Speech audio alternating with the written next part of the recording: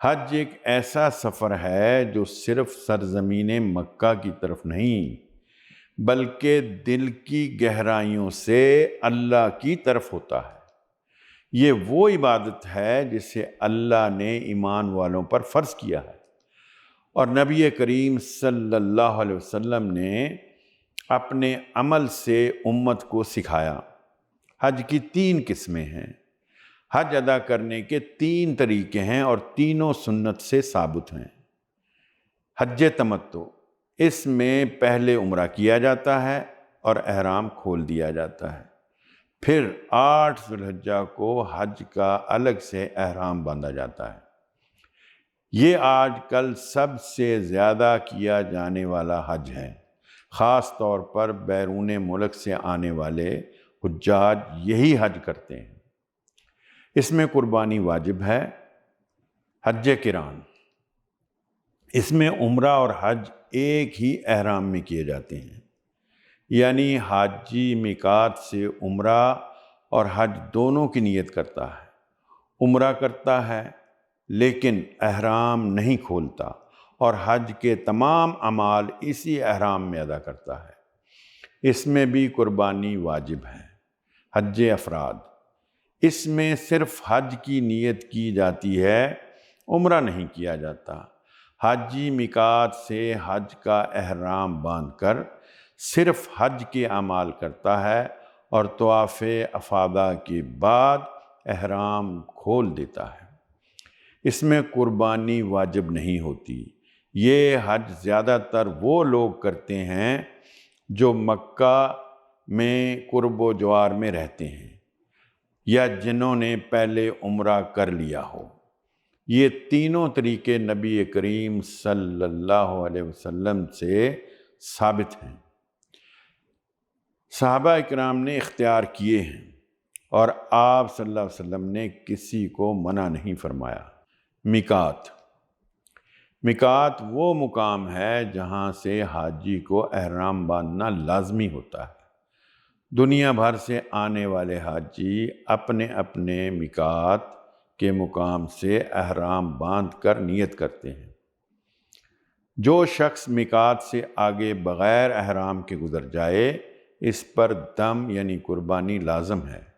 احرام باندھنے سے پہلے حاجی غسل یا وضو کرتا ہے، 2 رکعت نفل ادا کرتا ہے، اور پھر حج کی نیت کر کے یہ الفاظ کہتا ہے: لبیک اللہم لبیک، لبیک لا شریک لک لبیک، ان الحمد ونعمت لک والملک لا شریک لک۔ اس کے بعد حاجی پر احرام کی پابندیاں شروع ہو جاتی ہیں۔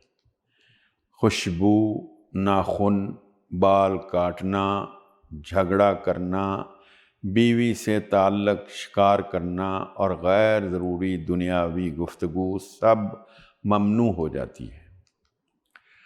مکہ مکرمہ میں داخلہ اور طواف قدوم۔ مکہ میں داخل ہوتے ہی دل کو عاجزی سے بھر لیجئے، بیت اللہ کو دیکھتے ہی دعا کیجئے، یہ دعا کی قبولیت کا وقت ہے۔ آنکھیں اشک بار ہوں تو خوش نصیب ہیں۔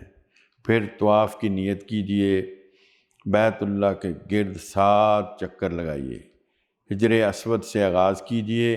ہر چکر میں تسبیحات، دعا، عاجزی اور اللہ کی قربت کا احساس ہو۔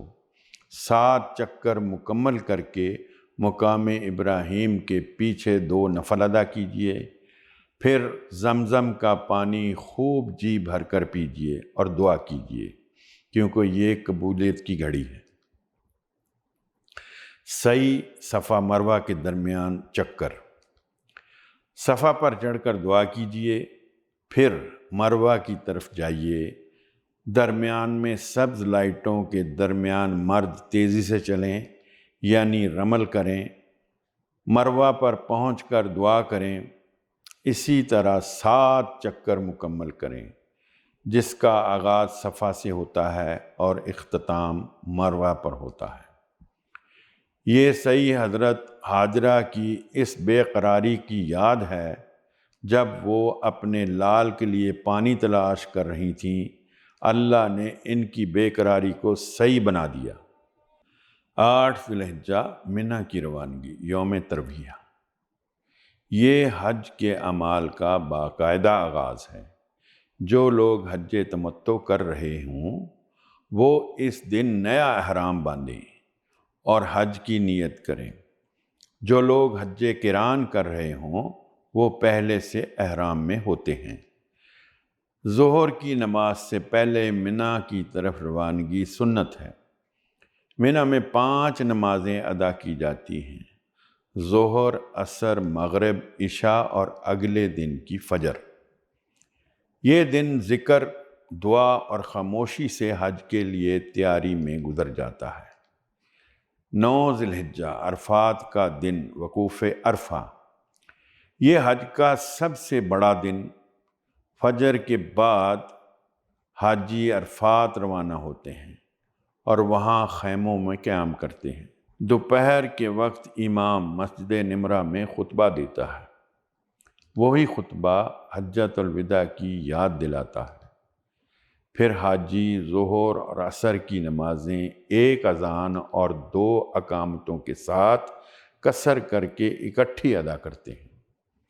اس کے بعد وقت ہوتا ہے صرف دعا، توبہ، گریہ زاری اور اللہ سے راز و نیاز کا۔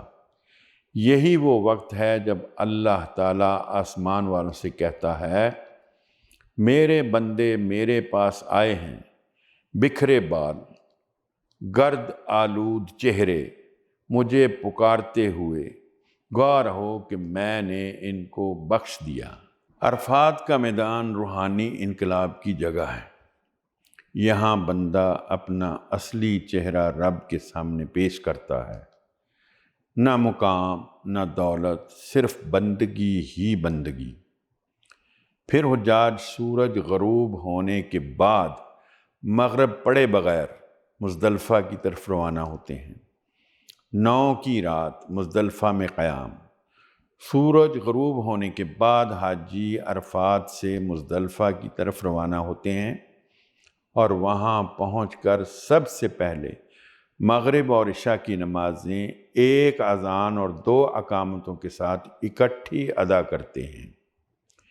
یہ نماز مزدلفہ پہنچ کر ادا کرنا سنت ہے، چاہے تاخیر ہی ہو جائے۔ مزدلفہ کی رات خیموں کے بغیر کھلے آسمان تلے زمین پر گزرتی ہے۔ یہاں آرام بھی کیا جاتا ہے اور ساتھ ساتھ اللہ کا ذکر، دعا، استغفار اور تسبیح بھی کی جاتی ہے۔ یہ رات اللہ سے راز و نیاز کا وقت ہے۔ اسی رات حاجی کم از کم 7 کنکریاں چنتے ہیں جو اگلے دن 10 ذی الحجہ کو، جمرہ عقبہ کو، بڑے شیطان کو ماری جاتی ہیں۔ حاجی چاہے تو 11، 12، 13 ذی الحجہ کی رمی کے لیے کنکریاں پہلے سے جمع کر سکتا ہے۔ ہر دن کے لیے 21 کنکریاں درکار ہوتی ہیں۔ کنکریاں چنے کے دانے کے برابر ہموار اور صاف جگہ سے لی جائیں اور نیت یہ ہو کہ اے اللہ، ان کنکریوں کے ذریعے شیطان کے وسوسوں اور اپنے نفس کی برائیوں کو رد کر رہا ہوں۔